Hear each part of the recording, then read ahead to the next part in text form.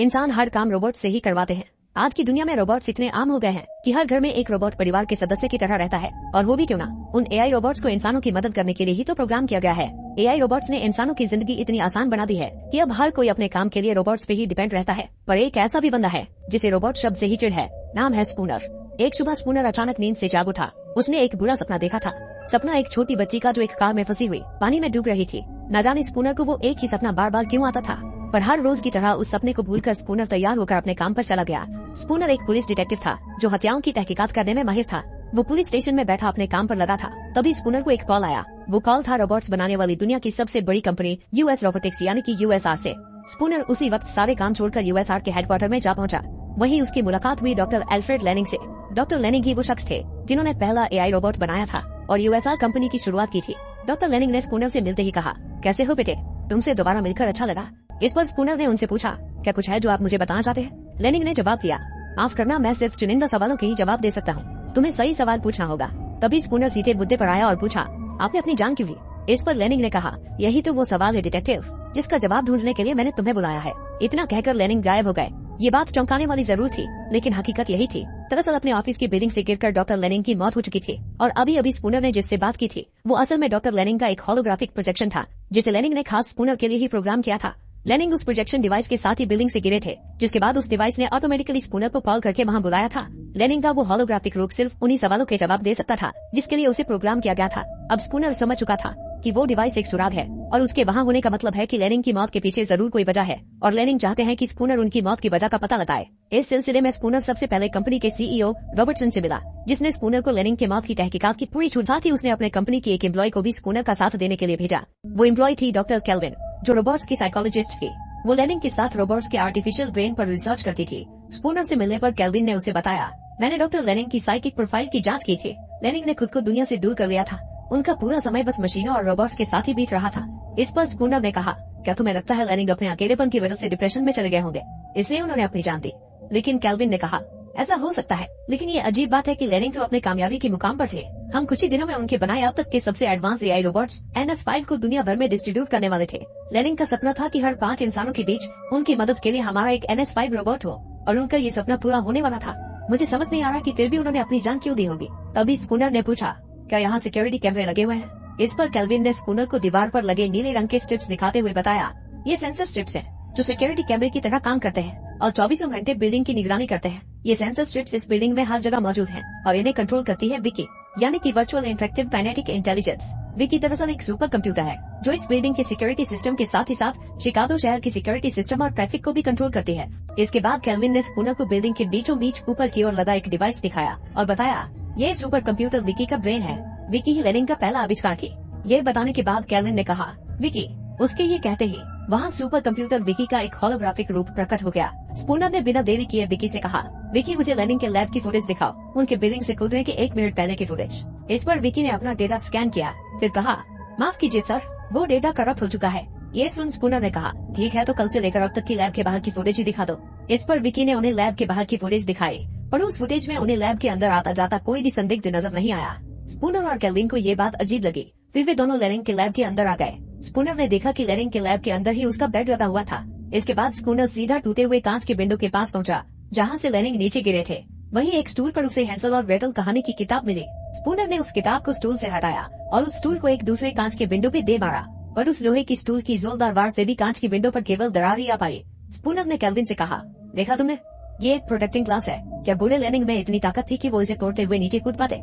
जरूर किसी ने उन्हें यहाँ से नीचे फेंककर उनकी हत्या की है। लेकिन केल्विन ने कहा, हो सकता है लेनिंग ने यहाँ से कूदने का भी कोई तरीका निकाल लिया हो, क्योंकि इस लैब में कोई भी बिना आईडी के नहीं घुस सकता। और तुमने देखा ना कि कोई भी संदिग्ध लैब के अंदर नहीं आया। क्या इससे साबित नहीं होता कि लेनिंग की मौत हत्या नहीं बल्कि साइड है? ये सुन स्पूनर ने एक नजर लैब के चारों ओर डाली। वहाँ हर तरफ रोबोट्स के पुर्जे रखे हुए थे। स्पूनर ने कहा, अगर बाहर से कोई अंदर नहीं आया तो ऐसा भी तो हो सकता है कि लेनिंग को मारने वाला इस वक्त अंदर ही मौजूद हो। ये सुनकर केल्विन समझ गई कि स्पूनर रोबोट्स की बात कर रहा है। केल्विन ने कहा, ये नामुमकिन है। हम अपना हर रोबोट रोबोटिक्स के 3 नियमों को ध्यान में रखकर प्रोग्राम करते हैं। एक बार को सूरज रात में निकल सकता है, लेकिन कोई रोबोट कभी किसी इंसान को नुकसान पहुंचा ही नहीं सकता।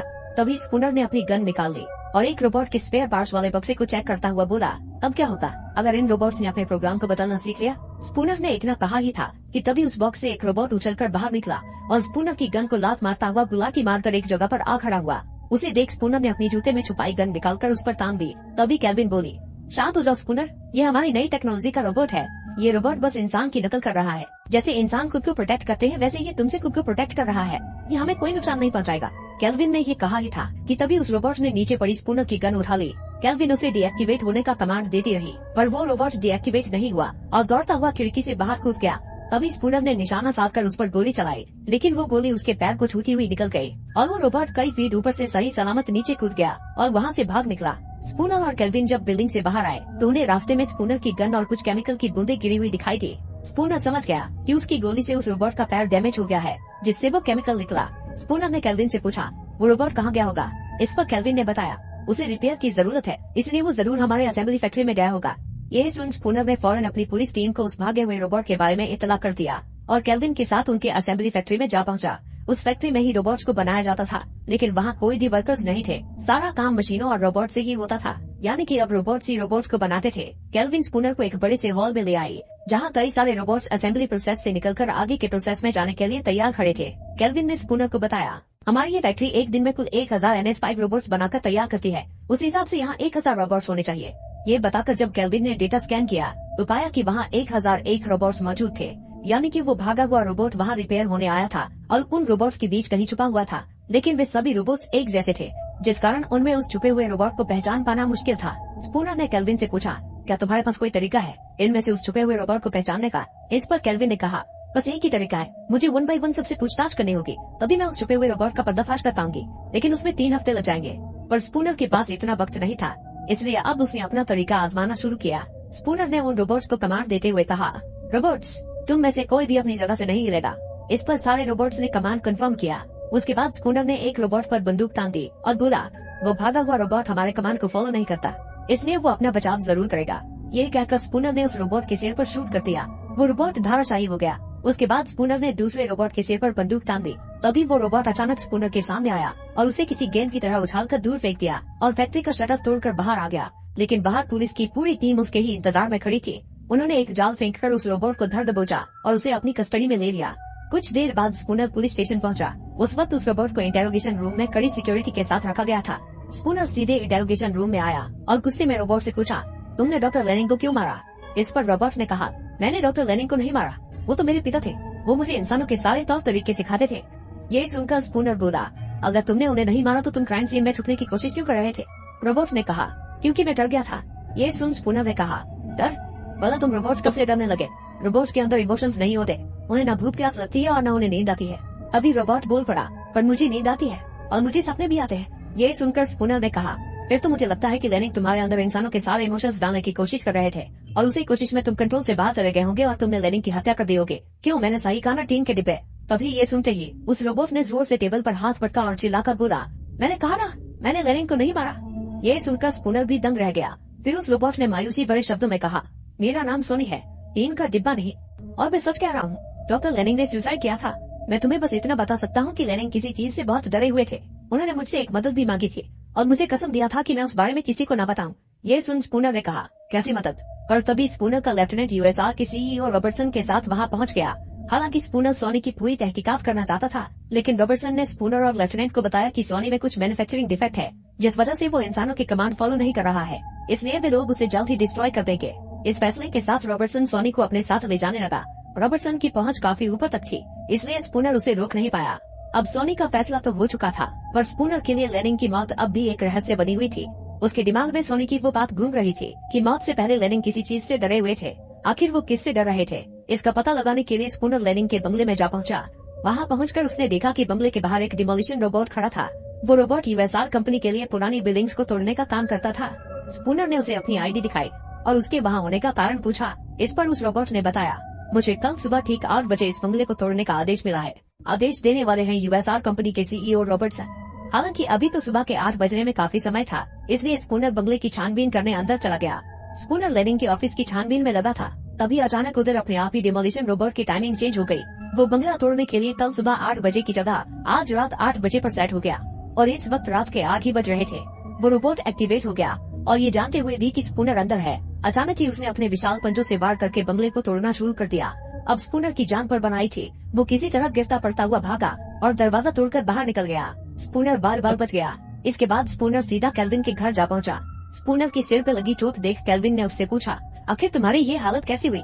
इस पर स्पूनर ने कहा, ये तुम्हारे डिमोलिशन रोबोट की करतूत है। कोई तो है जो मुझे लेनिन की मौत का रहस्य पता लगाने से रोकना चाहता है, इसलिए उसने डिमोलिशन रोबोट को सुबह 8 बजे की जगह रात 8 बजे बंगला तोड़ने का कमांड दिया, जबकि मैं बंगले के अंदर था और उसने रॉबर्टसन के अलावा और कौन कमांड दे सकता है? ये सुनकर केल्विन ने कहा, लेकिन रॉबर्टसन तुम्हें क्यों मारना चाहेगा? इस पर स्पूनर ने चिढ़कर कहा, वजह साफ है, तुम्हारे नए NS5 मॉडल के रोबोट्स में कोई बड़ा डिफेक्ट है और ये बात लेनिन को पता थी, लेकिन रॉबर्टसन उन नए रोबोट्स की मैन्युफैक्चरिंग में बहुत सारे पैसे लगा चुका है और अगर ऐसे में उन रोबोट्स की खामियां दुनिया के सामने आ जाती है तो रॉबर्टसन के सारे पैसे डूब जाएंगे।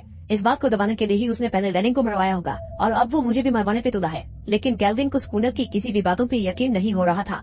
इस पर उन दोनों में बहस छिड़ गई। तभी उनकी बहस सुनकर केल्विन का पर्सनल NS5 रोबोट वहाँ आ गया। उसे देख स्पूनर चिढ़कर वहाँ से चला गया।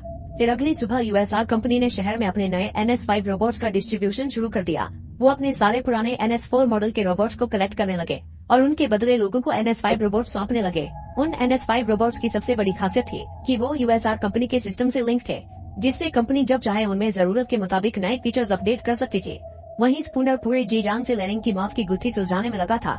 वो अपने ऑफिस में बैठा लेनिन के आखिरी इंटरव्यू को देख रहा था, जिसमें लेनिन बोल रहे थे कि एक दिन ऐसा आएगा जब रोबोट्स भी इंसानों की तरह अपने दिमाग में अपने सीक्रेट्स रख पाएंगे। एक दिन रोबोट्स भी सपने देख पाएंगे। तभी स्पूनर के दिमाग में एक बात आई कि बाकी रोबोट से अलग रोबोट सोनी सपने देख सकता था। स्पूनर को ये बात अजीब लगी कि लेनिन ने सिर्फ सोनी को ही सपने देखने के लिए प्रोग्राम क्यों किया। स्पूनर समझ गया कि सोनी के सपने में कोई तो राज छुपा है। वो एक बार फिर सोनी से मिलने पुलिस कार से USR हेडक्वार्टर की ओर जाने लगा, जहाँ इस वक्त केल्विन सोनी की खामियों का पता लगा रही थी। सोनी एक यूनिक रोबोट था, इसलिए केल्विन उसे ऐसे ही नष्ट नहीं करना चाहती थी। इसी दौरान रास्ते में स्पूनर ने विकी से लेनिन और रॉबर्टसन के बीच हुई कॉल के कुछ रिकॉर्ड्स मांगे। इस पर विकी ने स्पूनर को रिकॉर्ड्स भेज दिए, लेकिन फिर विकी ने रॉबर्टसन से संपर्क किया और उसे खबर कर दी कि स्पूनर उसके सीक्रेट डेटा को रीड कर रहा है। इस पर रॉबर्टसन गुस्से में आ गया और एक ट्रांसमीटर लगाकर किसी से बोला, ये कमबख्त ऐसे पीछा नहीं छोड़ेगा। उधर दूसरी ओर स्पूनर अपनी कार को ऑटो पायलट मोड में डालकर आराम से USR के हेडक्वार्टर की तरफ बढ़ रहा था। तभी अचानक 2 कंटेनर ट्रक्स वहाँ आए और उन्होंने आगे और पीछे से स्पूनर की कार को घेर लिया। उसे देख स्पूनर कार को मैनुअल मोड में ले आया। इतने में ही उन कंटेनर्स का दरवाजा खुला। वो कंटेनर्स रोबोट से भरे हुए थे। अचानक ही उन रोबोट्स के अंदर लाल लाइट जल उठी और वो कंटेनर से निकलकर किसी आदमखोर भेड़ियों की तरह स्पूनर की कार पे कूद पड़े और उसे मारने की कोशिश करने लगे। लेकिन स्पूनर भी ऐसे ही हार मानने वालों में से नहीं था। वो किसी तरह उनसे बचता हुआ पूरी तेजी से कार भगाने लगा और उन्हें अपनी कार से कुचलने लगा। स्पूनर ने एक के बाद एक सारे रोबोट्स के अंजर पंजर ढीले कर दिए, लेकिन अंत में उसकी ही कार एक जगह पे आकर क्रैश हो गई, जिससे स्पूनर थोड़ा घायल हो गया। तभी उधर उस रास्ते पर कई सारे रोबोटिक ट्रक्स आ गए। चंद पलों में ही उन्होंने उस रास्ते पर टूटे हुए रोबोट्स को समेटकर स्पूनर और रोबोट्स के बीच हुई लड़ाई के सारे सबूत मिटा दिए। दूसरी ओर स्पूनर अभी खुद को संभाल ही रहा था कि तभी एक आखिरी बचे रोबोट ने अचानक उस पर एक रॉड से हमला किया, लेकिन तभी स्पूनर ने अपने एक हाथ से उस वार को झेल लिया। तभी एक चौंका देने वाला दृश्य सामने आया। स्पूनर का वो हाथ भी रोबोटिक था। इतने में ही उस रोबोट को वहाँ पुलिस की गाड़ी की सायरन सुनाई दी। वो फौरन भागता हुआ जाकर सीधा आग में कूद गया। उसी पल वहाँ पुलिस की एक टीम आ धमकी। उनमें लेफ्टिनेंट भी मौजूद था। लेफ्टिनेंट ने स्पूनर से पूछा, तुम्हारा एक्सीडेंट कैसे हुआ? इस पर स्पूनर ने चिढ़कर कहा, ये कोई एक्सीडेंट नहीं है, मुझ पर रोबोट्स ने हमला किया था। क्या तुम्हें सड़क पर उनके पुर्जे दिखाई नहीं दिए? इस पर लेफ्टिनेंट ने कहा, लेकिन सड़क तो बिल्कुल खाली थी। लगता है तुम्हारे ही दिमाग के पुर्जे ढीले हो गए हैं स्पूनर। तुम रोबोट से नफरत करते हो, इसलिए तुम रोबोट्स को खतरा साबित करने की कोशिश में लगे हो। लेकिन अब मैं तुम्हें और बर्दाश्त नहीं कर सकता। मैं तुम्हें सस्पेंड करता हूँ। ये सुनकर स्पूनर गुस्से में अपना पुलिस बैज लेफ्टिनेंट पर